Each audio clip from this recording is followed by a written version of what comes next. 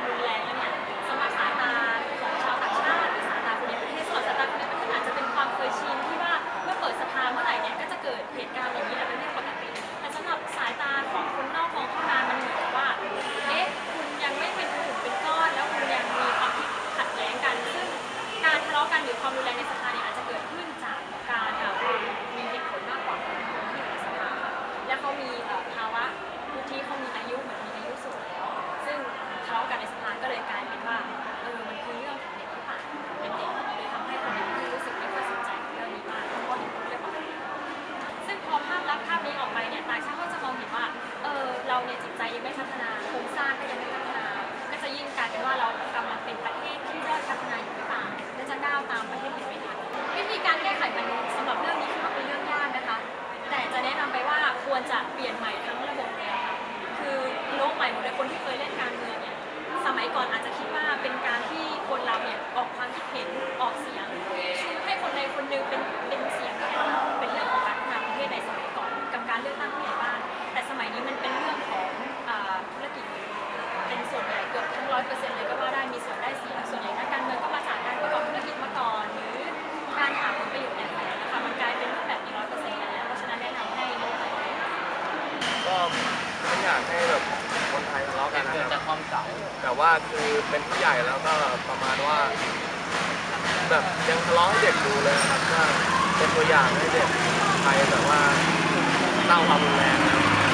ผมว่ามันก็ไม่ดีนะครับผมประมาณว่า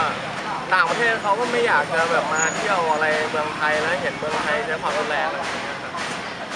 รู้สึกว่าทำไมต้องมาทะเลาะกันอะไรอย่างเงี้ยค่ะว่าแบบทำไมไม่เคารพสิทธิซึ่งกันและกันมาทะเลาะกันต่อยกันอะไรอย่างเงี้ยมันดูไม่ดีมากเลยอะค่ะมันดูเหมือนแบบให้ประเทศคนอื่นเขาเห็นแล้วมันดูน่าอายนะคะ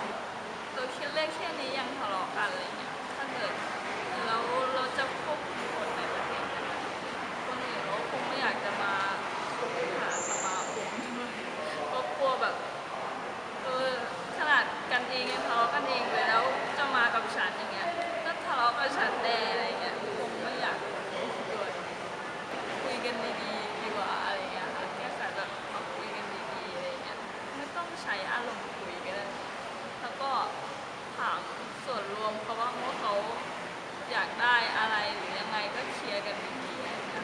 ในสภาการประชุมในสภาใช่ไหมคะมันจะมีการถ่ายทอดสดที่เป็นแบบให้คนอื่นได้รู้ว่าข้างในเนี่ยประชุมยังไงก็อะไรบ้างใช่มันก็ออกมาแล้วมันไม่ดีค่ะเห็นการตีกันเลยทะเลาะวิวาทกันต่อหน้าต่อประธานในสภานี้มันก็ดูไม่ดีแล้วค่ะก็ทำให้ประชาชนส่วนที่ประชาชนที่เลือกเขาเข้าไป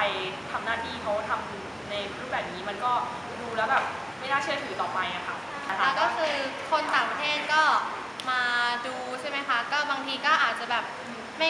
กล้าเข้ามาลงทุนอะไรอย่างเงี้ยค่ะเพราะว่ากลัวหลายๆทางหลายๆด้านนะคะการพัฒนาหลายๆด้านมันก็อาจจะแบบไม่เห็นตรงกันก็อาจจะแบบล่าช้าหรือว่าพัฒนาได้ช้ากว่าประเทศอื่นนะคะคิดว่าเป็นอย่างไรมากกว่าตอนนี้มันเหมือนไม่ใช่สภา